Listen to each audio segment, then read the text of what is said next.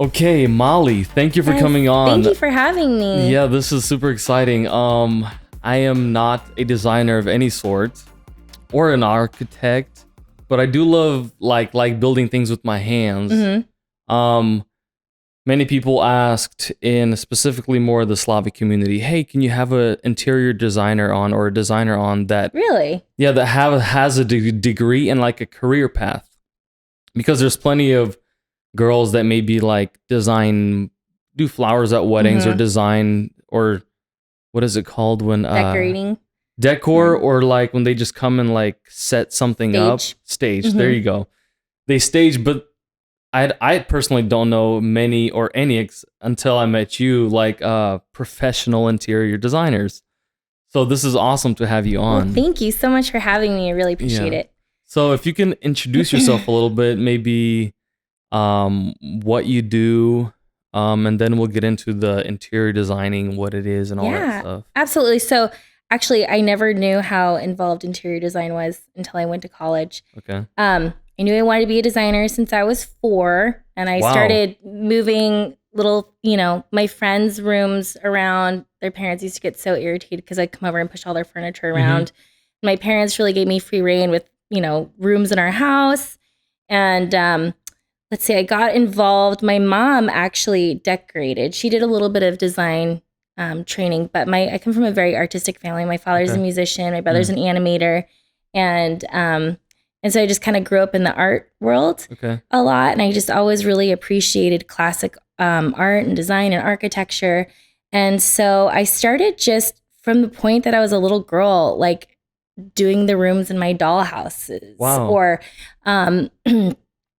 like I said, going over to friends' houses, pushing things around, getting them in trouble for rearranging their whole rooms. But yeah, I knew I wanted to do this, and actually enrolled in a college program when I was in 7th grade. At, I think, was it American college program in 7th grade? Yeah. So I started design classes in 7th grade, taking ones. I went to Solano Community College for an interior design class out there. And then my parents were really cool. They started doing interior design or decorating. And they would take me to the Furniture Mart in San Francisco and just kind of show me how the business worked. And so I was fortunate enough to have parents that encouraged me to follow my dreams and not just like the standard degree that a lot this of is what family, you're gonna do. Yeah. And so I'm super grateful for that. But that's how I got involved in it. And I'm so glad I did, even though I graduated when the economy crashed. So, So 2008, 7? So I graduated in 2006, did really great for a couple years, and the market hit. And all of us designers were like, oh my gosh, what did we do? But then the cool thing about, problems like that is then you find ways to get creative and get out of it. And so that's when I started blogging and started creating things. And I lived overseas for a little bit, and that kind of kept my everything moving, energy going. Yeah. So that's how I was able to stick with it instead of just getting out of it. Awesome. You mentioned a couple times, you said your parents were decorating and then designing. So designing and decorating is different, I'm assuming. Yes, they're totally different things. What is the difference between designing and decorating? So technically, a decorator, anybody, like, it's kind of like singing. You can sing, and then if you go to classical training, then you can actually sing. Yeah, then you're really good. Yeah. But no matter how much training, if you don't have a voice, you can't really learn how to, how to hear tone and different things like that. It probably doesn't matter how much college training I did. If I wanted to be a mathematician, I probably would not be very good at it, kind of thing. Same thing with design. I really feel like it's something, if you have an artistic eye, then you go to school and you can become a designer. Now, a decorator is just somebody who's talented and they're really good at it. They don't have a degree necessarily. And they're good at just kind of doing more like facelift type stuff, putting on a things house. together. Looking at color. Design is a whole nother level. So that's, you're trained on the architectural side, essentially, with drafting, AutoCAD, demolition plans, reflected ceiling plan. You have to be able to do all that kind of stuff. We studied history of art, architecture, textiles, chemistry of textiles, Wow. building codes, ADA codes. So you have to know how to communicate with contractors and architects and how to draft and do 3D renderings and all that kind of stuff. Okay. So that's really the difference between a designer and a decorator. So designer has the training and the knowledge to do all that kind of stuff. And then they can work on things from the ground up. Okay, got you. Instead of just little. You said decorator, and I'm like thinking decorator. It's like a person that is really good at putting up Christmas lights or something. Well, they're good at like doing little scenes and different things. And some decorators, after many years of experience, which it's like field training essentially, could be, considered designers if they have enough experience and they can do all the, remodels and are knowledgeable in that. Okay. But typically it takes a lot of training and homework in school. So there's a bunch of designers. I don't know how many designers graduate every year. Who comes up with like the trends? Like I remember, so my uncle flips homes, and I remember him getting homes and all the kitchens were red and blue, and then everything was brown and tan, and now everything is then gray and woody, and now everything's white and gold. And that's exactly where right. does that come from? So trends are really interesting. They go across the board with cars, fashion, hairstyles, homes. So I think, there's always like trend forecasts where the big designers out of, Milan or Paris will come up. And a lot of it is inspired by fashion too. Okay. So trend forecasts happen, and then it comes out, and then it kind of affects every single industry.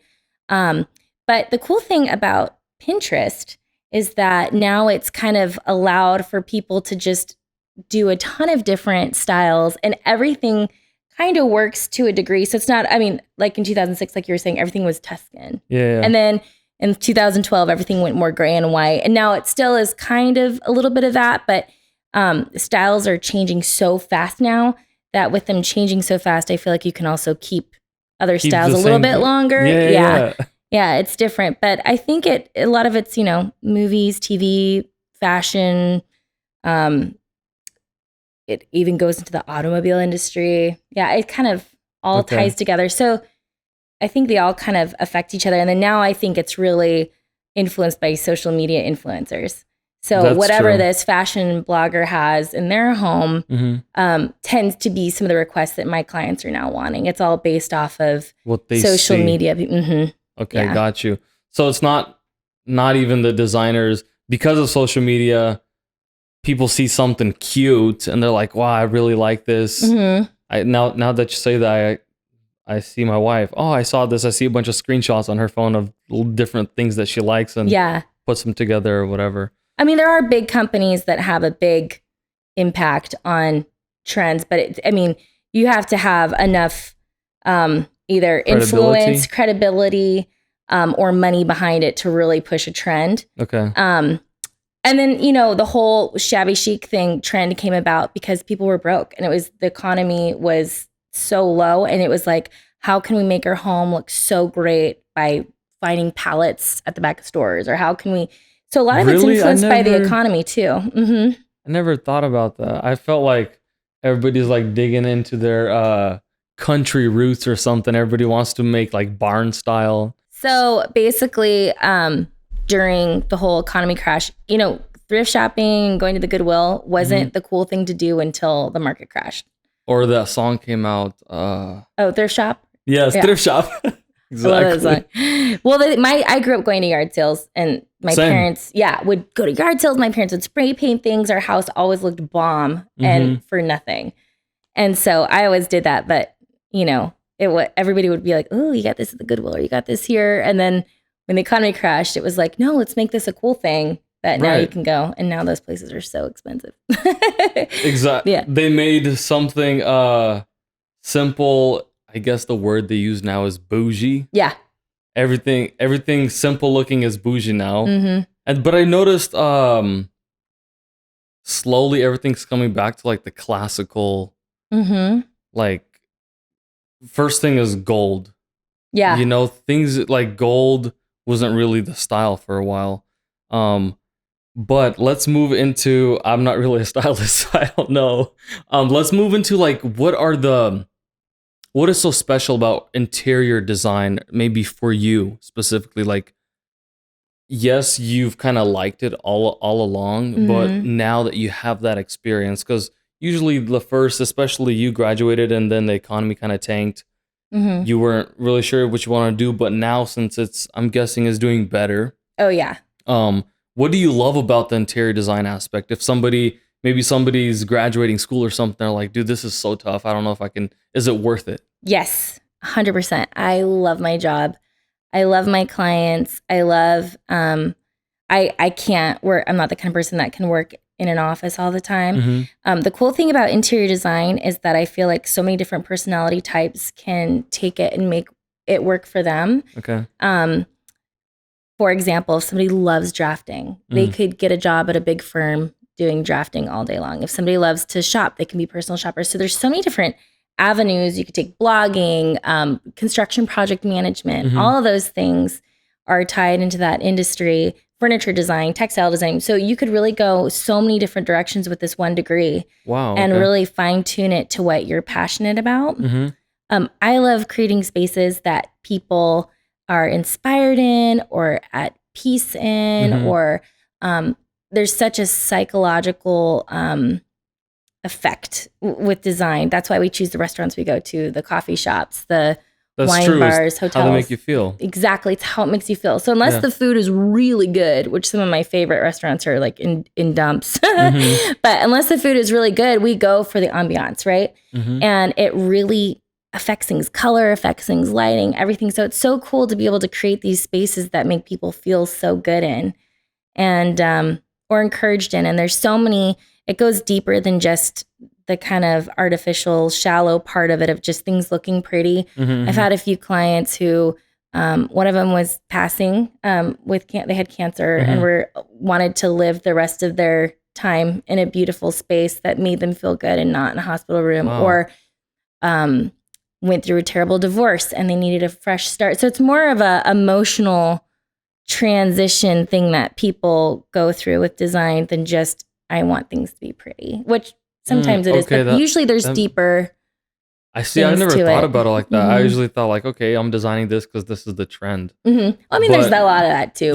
But that's super cool that now that I think about it, some people have houses with different rooms designed totally differently just because of how they kind of make them feel, I guess. Yep. You know, when you're in a red room or whatever the colors mean to however they make people feel, maybe are the colors of the rooms. And a lot of businesses use design to encourage people to purchase certain things or to try to feel different ways. If you look at even Google's setup, their design is brilliant.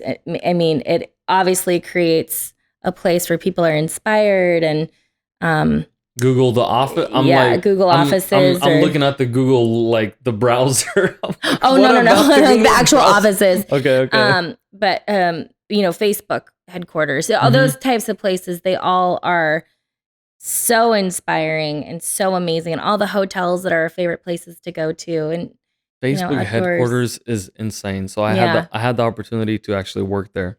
Oh, that's awesome.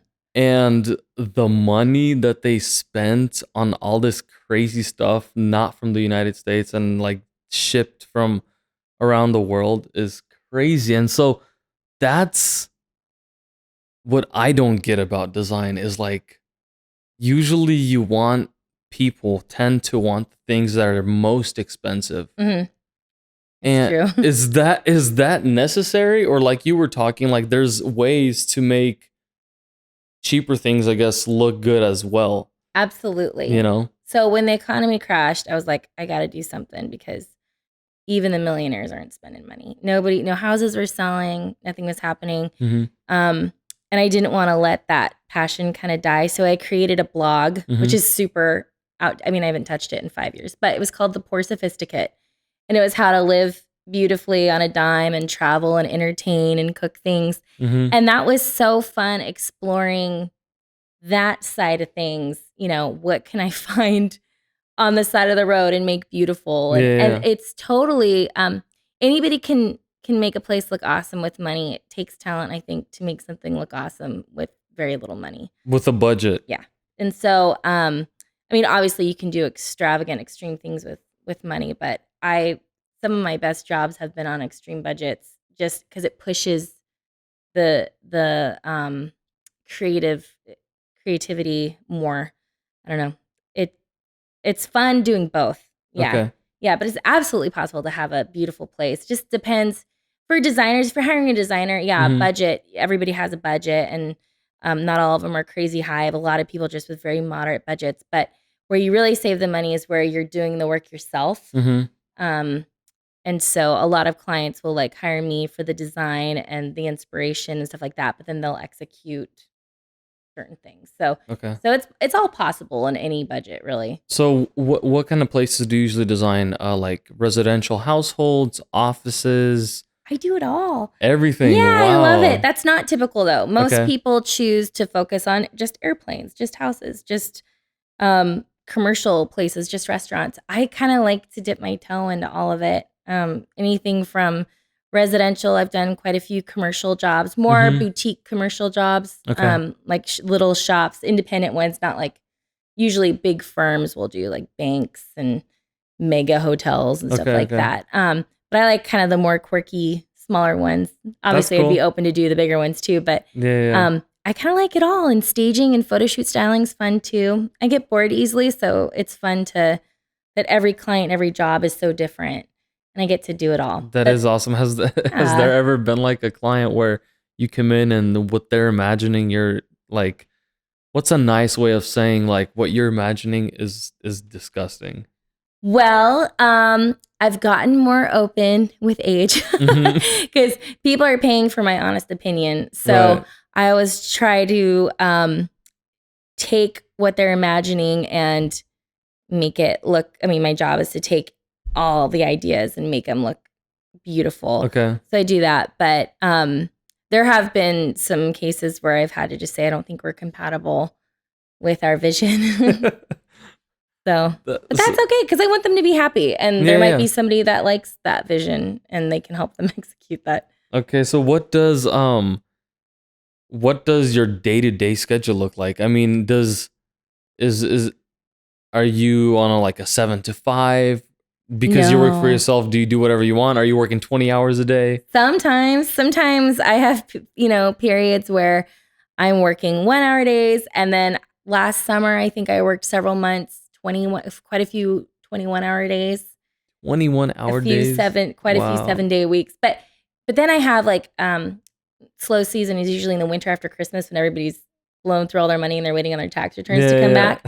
And so that's the time where I let myself sleep in and I let myself just kind of relax and don't push it too hard. And then I work really hard spring, summer, fall, and then just kind of chill. So it is more of a seasonal type of thing. Yeah, it really is. I mean, I already had projects going, which were really great. But then I think in the last week I got 5 calls for full-blown remodels that will be major, very involved type stuff, all within a couple days of each other. So it definitely is a seasonal thing. Absolutely. But it's cool because some days I'm waking up at 3 a.m. to get to San Francisco for a client. And then other days I don't work till 6 or 7 when people are off of work. Some days I'm shopping, all dressed up with a client, going to the design center. And other days, which is more often, I'm with a bunch of contractors on demolition projects and construction sites and all that. That tends to be more my normal day. Yeah, but shopping. That's cool. So you said remodel. Are you remodeling houses that burnt down, or just people just want to remodel their bathroom or their house? A lot of people do, kitchen remodels, bathroom remodels, or I've done full home gut jobs. Whatever anybody wants. Helping people build from the ground up. I do a lot of that. Sometimes I'll just go in for an hour and a half consultation where they get an hour and a half and they can ask any question they want. I'll just do colors or that's crazy to me because I never imagined hiring an interior designer for remodeling a house. I was just like, okay, you go to Home Depot, you look at the pictures. Okay, I like this and that. So typically, interior designers will save you money and not making costly mistakes on your home. So, I mean, there's so much to color and tones and lighting. And I've had a couple people who, call and be like, oh, get a bid. And they go, we're just going to try to do it on our own. And then a week later, I get another call and they've already spent $5,000 having their house painted. And the color they thought was gray actually has a green undertone. And now they just lost all this money, and they have to redo it again. And that's way more than had they just hired me to help them. That makes sense. That makes sense because I even remember painting our house. You get a little card and then you get a sample. The card looks nothing like the sample after you paint it. Then you get the bucket. The bucket looks different than all three of those. Yeah. That's crazy. Yeah. And I just think it's one of those things that leave it to the expert. Like, I don't try to highlight my hair on my own. You know what I mean? Like, I go to who's best at it. I don't, my boyfriend's a pro at fixing cars. I have him fix my car. I don't try to like look YouTube it and figure out how to do it. I just think, people can decorate really well, but especially if there's a lot of construction or remodeling involved, you should use a designer. Use somebody with experience. And because there's I do kitchen remodels and flips all day, every day. And people get really overwhelmed. They don't know how to communicate with contractors. Some contractors, not all, none of the ones I work with, push people into stuff, but some contractors will push clients into stuff because they have extra paint of that paint color or this or that. And it's not really what they wanted. So an interior designer is kind of an advocate for both the contractor and the client. All the guys I work with are amazing and they are so honest and wonderful and on time. But there have been some people who get kind of screwed over by the contractor. And then there's a lot of contractors that get screwed over by clients too. So I'm kind of the middleman, marriage counselor, if you will, that like kind of communicates for both people. And when the client's not understanding what's happening in the remodel, I explain, oh no, this is actually they are doing exactly what they should be doing. And then also stand up for the client, communicate to the contractor. Okay. When needed to. Do you do weddings or events? Do you design those? Or? That definitely is something that I would say, oh my gosh, have a wedding planner do it. But I do consult. Yes. Okay. So I consult with wedding design. Like, this is how the flowers should look. But again, we should consult with a florist or, we should go on this theme.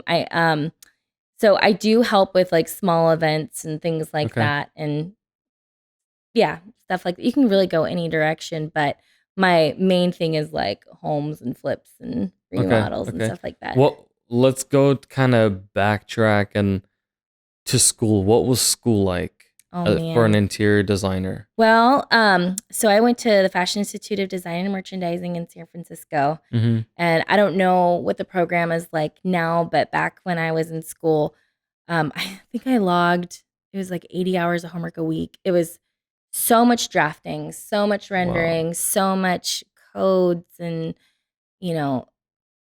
everything I never thought interior design was going to be. I graduated high school and was like, cool, I'm going to just make things pretty. But I didn't think, making things pretty means you have to know all the technical things that goes behind making something pretty.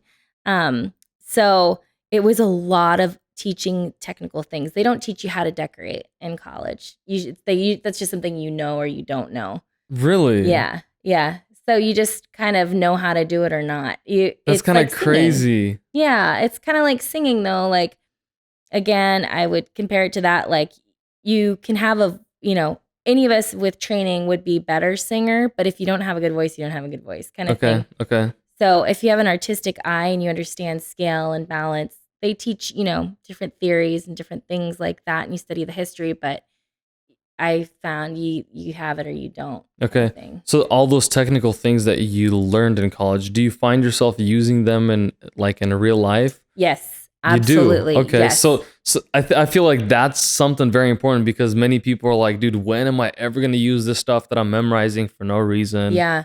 Well, I definitely recommend a school like FIDM. Like, our history classes were not like American history or world history. It was like history of furniture and architecture and textiles. And the math classes was like how to do accounting for your business. So it was all applicable to what you're actually going to need to know. And I even with college, I mean, I've been doing this now for 15 years, um, almost 16 years, and I'm still learning new things every day. I can't imagine doing it and not having a degree. Mm-hmm. I think there are people just winging it on somebody else's dime. There could be a lot of very costly mistakes that would happen. Yeah. Right, and especially if you're not trained and you're trying to learn, you're obviously learning on somebody else's dime. Yeah, that's exactly right. And then that's when people are like, dude, I hate using designers Yeah. or designers, Yeah. you know, and I'm just going to do everything myself. And maybe that's where some people don't like to use decorators or whatever. Well, and that's why it's kind of a faux pas to call decorators design. It's like, yeah, unless they've been properly trained and technically trained, they're not a designer. So do designers have like a license after, or is just this you degree? can take different certifications, like get through ASID, but like business licenses, to show stuff. But it's really more about your portfolio.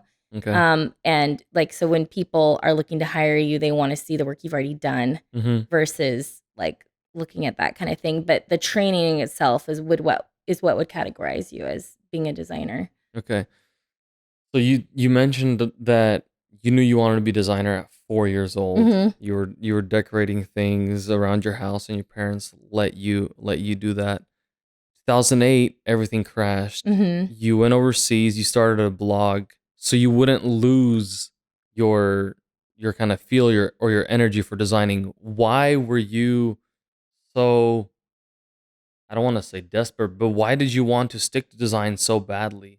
Why did you choose it as this is my career for the rest of my life? Well, for a little bit I kind of was like, maybe should I have done something, And then I realized that God gave me this talent and this gift and this passion for this. And it would kind of be not in my best interest to not pursue that, regardless of the trials I'm going to have to deal with. Plus economies, change. And the cool thing about design is I feel like, and with a lot of different industries is there's always a way. My dad told me, I remember one time being like, well, the firms aren't hiring or this or that. And he goes, well, then you create something, create a need and then fill that. Or, so I just I came from a family of entrepreneurs, and just not doing what you're passionate about was kind of never an option. You just, you make it work and you fight for what you want to do, and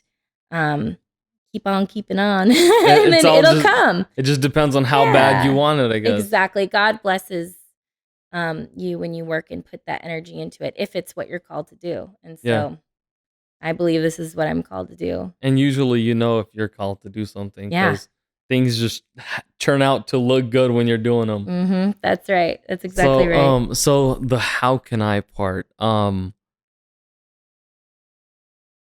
I remember my little sisters when they were in high school, they brought home little pillows, right? That there was like a sewing class, or it was called a design class.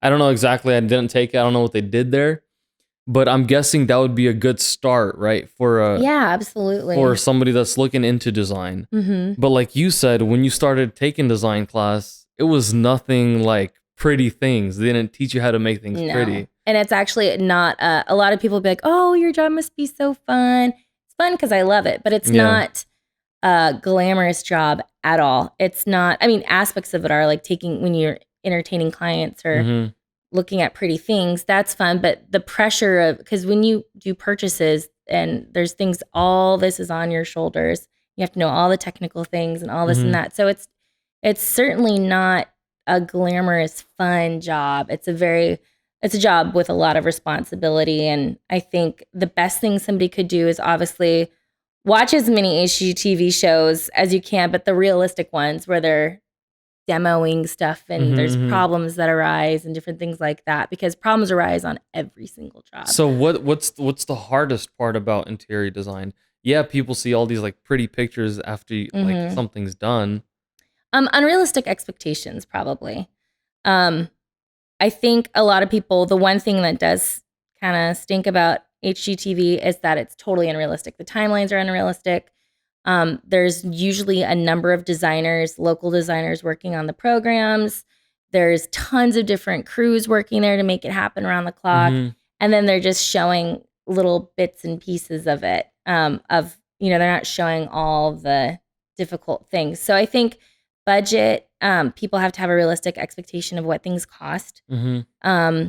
And that you start opening walls, you can find mold, you can find damage. Right, that's right. So a lot of times your design budget has to go to repairing things that you can anticipate being wrong with your house. So if I'm understanding this correctly, people are watching like the remodel TV shows and coming to you and saying, "Hey, Molly, I want to remodel my house, but I want it done as fast and as cheap as I saw." Right. Really? And the thing is that they're not taking into account necessarily how much tradespeople cost. So when HGTV or Home Depot or places like that are funding it for a TV show, the prices aren't always accurate. Plus, typically the homes are staged when they're filmed, but that doesn't always come with the house.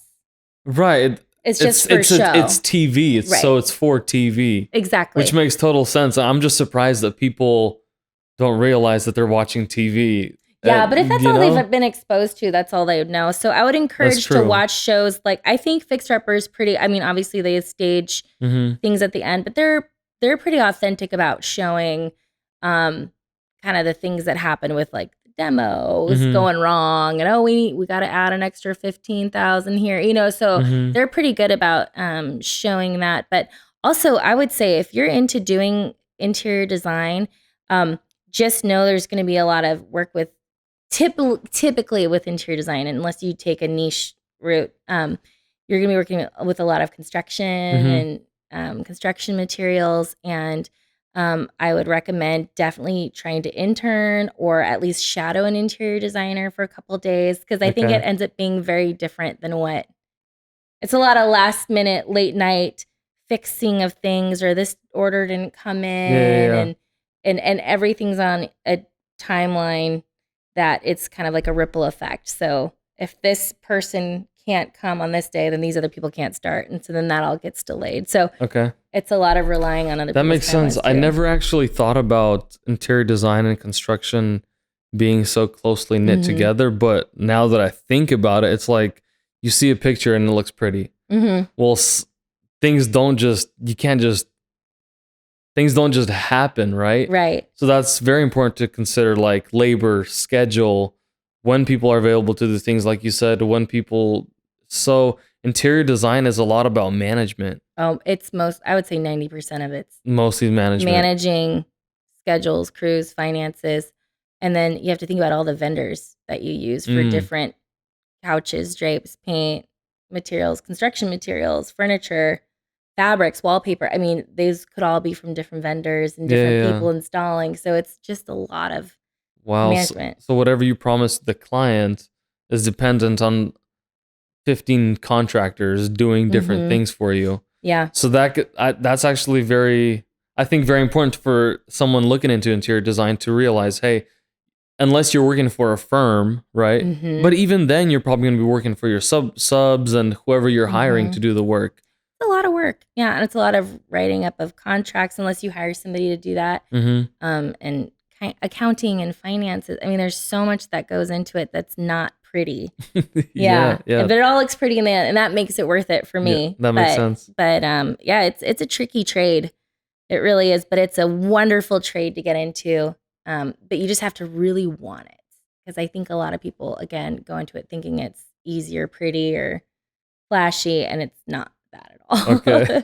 A little reality check. Yeah, so it's amazing though. Are there designers or interior designers looking for? I'm sure nobody's looking for someone to shadow them, but are designers typically open for people to come and shadow them that want to kind of learn from? It depends. It depends on. I mean, yes, I would say yes. It depends, but it also depends on how much time.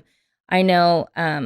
Sometimes when I'm working those really long days, I don't have the time to always teach certain things. And then there's times of the year where I'm like, oh my gosh, I could totally use somebody to shadow me and show them the ropes and they can assist me and stuff like that. So I think it's kind of depends on the season and the time, and then what, each individual designer is looking for or needing.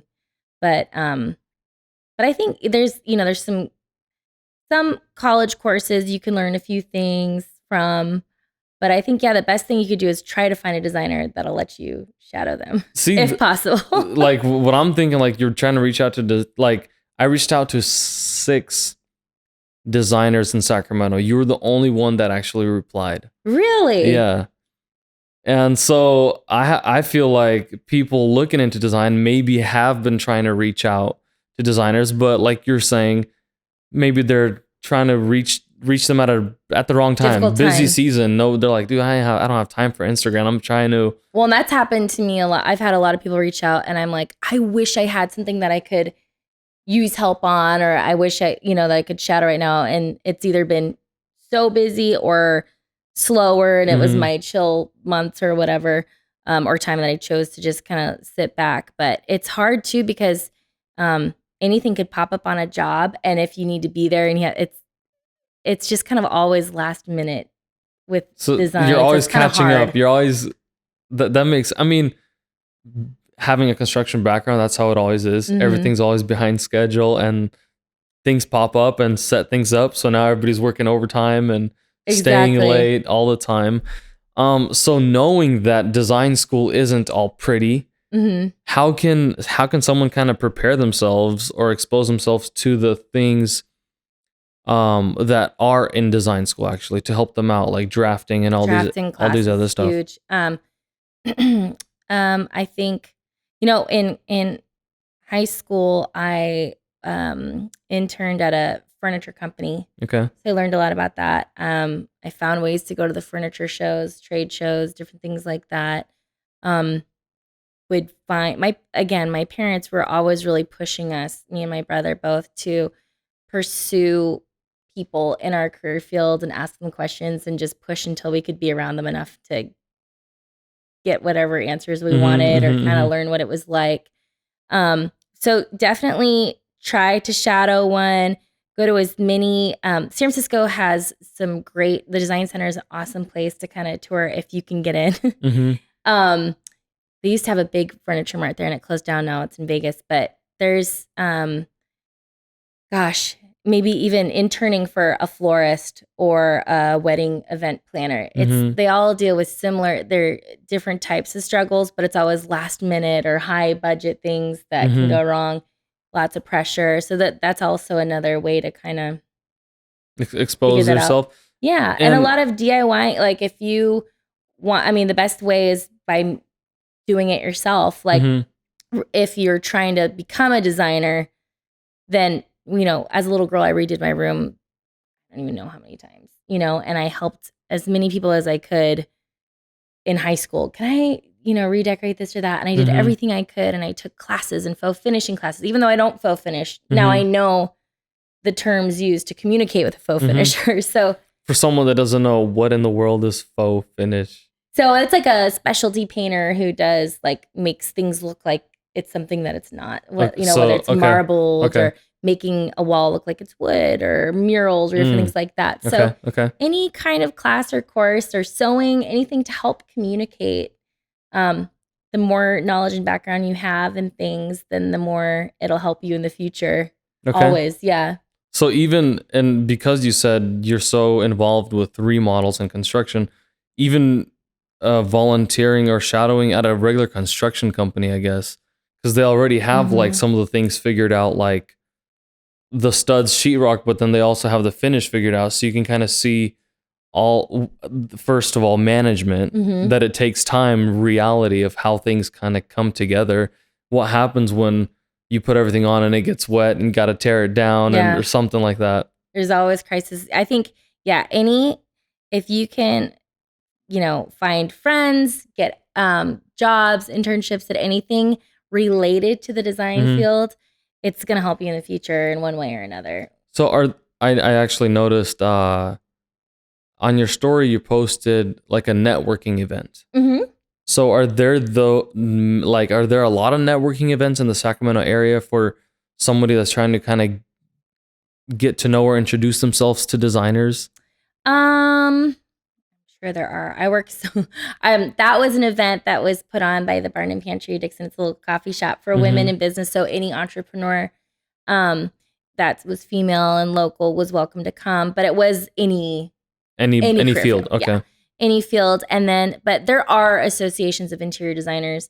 I belong to several Facebook groups of local designers, and then we share resources and how do you deal with this problem or issue. And so actually Facebook has been really helpful. And Instagram, just making connections on Instagram is probably, Facebook and Instagram is probably the best way to reach out to people. Okay. Last question for me is, how do you find clients? They find me, typically. Really? Okay. Yeah. So do you promote your stuff? That wasn't always that way. Okay. I think once you do enough jobs and word of mouth and then people start to communicate with each other. But I mean, typically, I hustled when I first started out, just talking to anybody I could, trying to get my stuff out there, redoing my own things and posting pictures of it or blogging about it or whatever to get my stuff out there. So it took you 15 years to become an overnight success. Exactly. Yeah. But yeah, I've worked my tail off. I've worked actually more like 30 years because I'm 34. So like I've, since I was a little kid, been working. Wow. Okay. Yeah. To, get my scholarship to college to get, because, it was like, you want to go to the school you want, we'll help a little bit, but you have to get the scholarship because it's just too much money. So then, I skipped a lot of my high school fun activities to work on design projects to get into school. I just worked so hard because this is something I'm so passionate about.